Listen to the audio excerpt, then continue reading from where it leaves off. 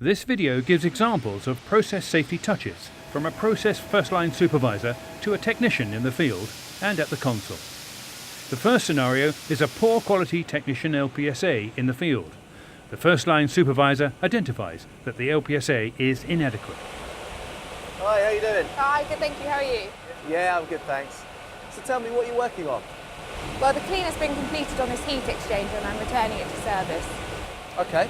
So what kind of activities will this involve? I'm going to start filling the tube side of the exchanger. So tell me, what could go wrong with this activity? Well, I'm going to be opening this valve here, so there's potential that I could hurt myself. Okay. Can you elaborate more than just hurting yourself? What exactly could happen? There's potential that I could hurt my back. And what would that mean to you? Potentially time off work. There's a more personal consequence, which is that you won't be able to work and you won't be able to carry out normal activities outside of work, like spending time with friends and family or playing with your kids. So tell me, how are you going to prevent loss when opening the valve? I'll stand here and open it using this wheel, And how do you know you're doing this correctly to remain safe? because it's the right way to open the valve. What I'm getting at is, do you have the necessary training and knowledge for this task? Have you read the JLA? No, I must admit I haven't read the JLA. What I've observed is that you haven't thought through the middle A, the analyse step in the LPSA.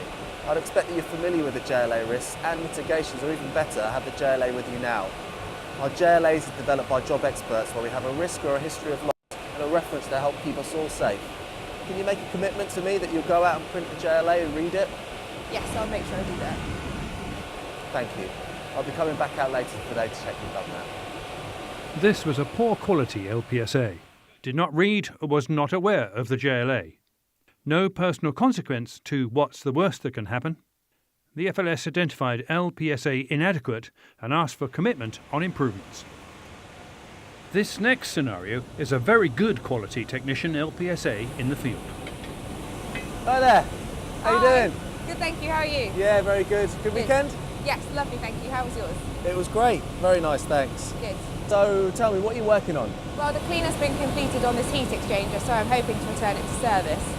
So what kind of activities will this involve? Well, I have to firstly air free with nitrogen, and now I'm going to start backfilling with crude on the tube side, so I'll be opening the tube side inlet gate valve here. Okay, so tell me, what could go wrong with this activity? When opening a valve, there's potential that I could hurt my hands with pinch points or potential to strain my back due to poor body position. Any personal injury of course would impact on my outside hobbies greatly. Our valve operations JLA that I've got here is a good reminder, so I'll make sure I read this before I start the job.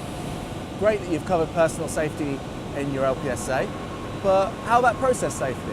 I'm using hydrocarbon hoses, which I will check to ensure that they're in date and they're structurally sound, but there could be a potential for a leak on the joint.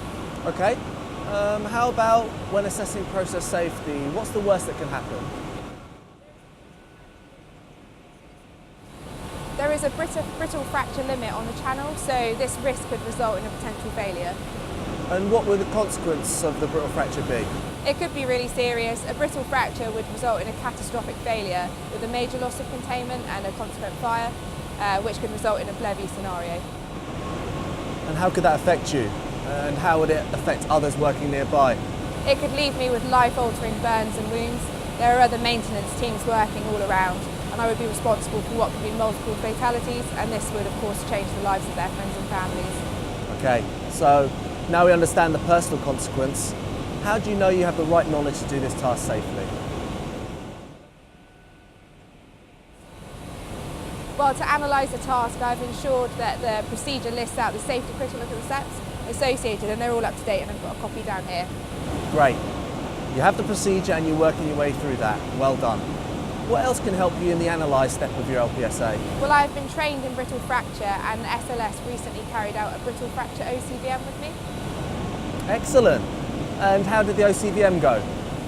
Yes, overall it was really good, thank you. There were sadly some vessels I couldn't recall the exact pressures and temperature limits on, so I followed up to find out and let the SLS know. Great. So when you're looking at the temperature and pressure on this exchanger, how are you going to go about it?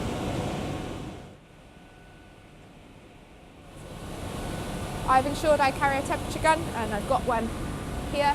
And I've also fitted a new pressure gauge so I can monitor and confirm adequate temperature has been achieved before signing off the safety critical step in the procedure and introducing the pressure. Fantastic. So you've identified brittle fracture as the process safety risk, which has a very high potential and would significantly impact you and your family if it went wrong. You're using the safety critical procedure, and in addition to the training, you recently involved in an OCVM. You've got the pressure gauge and temperature gun ready to confirm you meet the requirements of the procedure. This was a brilliant LPSA. I'd like to share this touch with the rest of the team when we sit down together this afternoon. Thank you. Thank you very much. The good LPSA. The technician included process safety in LPSA. The LPSA had personal consequences in assess. JLA being used as a job aid and considered training and analyse. The FLS identified positives in summary and asked to share example with the rest of the team. This final scenario is a console LPSA touch where the first-line supervisor encourages a discussion on process safety. Notice how the FLS summarises the touch at the end, focusing on positives and asking for a commitment in improving where opportunities were identified. Hi there. Hi. How are you getting on today? Yeah, very well, thank you. How are you? Yeah, I'm good, thanks. So tell me what you're looking at right now. Okay, well, I have the usual operations ongoing. Okay. Can you talk me through your LPSA and what you're thinking about right now? Okay, so I know about the ergonomics and the DSE for this. So that's a little generic. Don't get me wrong, it's important, but how about your LPSA with regards to process safety? You've had the NAPTHA rundown to tankage alarm up. Can you talk me through that? Yes, I had that alarm up earlier and I had a discussion with the offsites panel. It's because of the ambient temperatures with it being a hot day outside. So tell me, what's the worst that can happen when that alarm's up? We have a high temp to the NAPTHA tank, it's an SOE.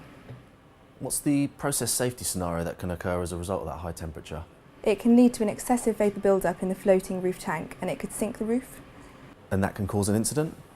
Yes, it can lead to a tank roof fire. Okay, so a tank roof fire is a serious incident, isn't it? How would you feel about being responsible for that? I would feel really bad. I don't want to be responsible for something like that and have to risk the emergency services having to manage that fire. I have also seen videos of tank fires and the thick black smoke can create a plume miles long. I'd feel terrible if that happened. Yes, it's something we want to absolutely make sure we avoid. So how do you know you're responding to this alarm correctly? Well, I have a procedure listed here which has some of the troubleshooting actions that we would follow and the reasons and responses to the alarm on the console. Good. And can you tell me what your action will be next? Yes, I will call up the field operator to check all the rundown coolers are in service. I will also change the cut point on the tower to reduce the amount of material or even pull the feed rate altogether. But these can have an impact on product quality and our profitability. So the first action I will take is to call the field operator to check that the rundown coolers are all in service. Great. So you know about how to correctly respond to the SOE through answering the middle A analysed questions, and you're making sure your actions are being carried out. The opportunity for improving your LPSA is when you're thinking about what's the worst that can happen. You still need to be thinking about the process safety scenarios when you're on the console and how they would affect you personally. Can I ask for your commitment to do that and think about that in your future LPSAs? Yes, I will work on that. Thank you. I'm looking forward to the next touch so I can see how you're getting on with personalising the consequences. In this touch, the initial "what's the worst that can happen" is generic. The FLS encouraged process safety as topic for the touch. The FLS summarised focusing on positives and asking for a commitment on improvements. Carrying out a touch on your direct reports every work set tests their continuous risk assessment mindset and helps you develop their loss prevention behaviours. Make sure you identify the positives in their LPSA and use the development opportunities as something to check on as part of the next touch you carry out with them.